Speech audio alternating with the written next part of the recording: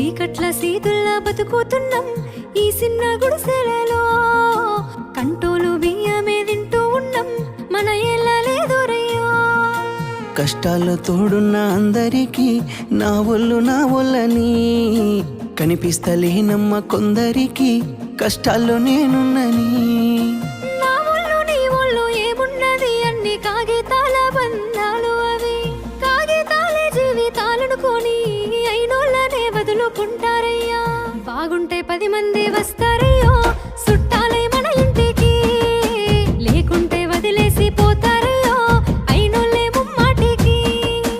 చూస్తున్న చుట్టంత కళ్ళతోని జరిగేది నాటకమే. నా ఒళ్ళు మా ఒళ్ళు అనిపించేది చేత చెల్లేటి కాగితమే.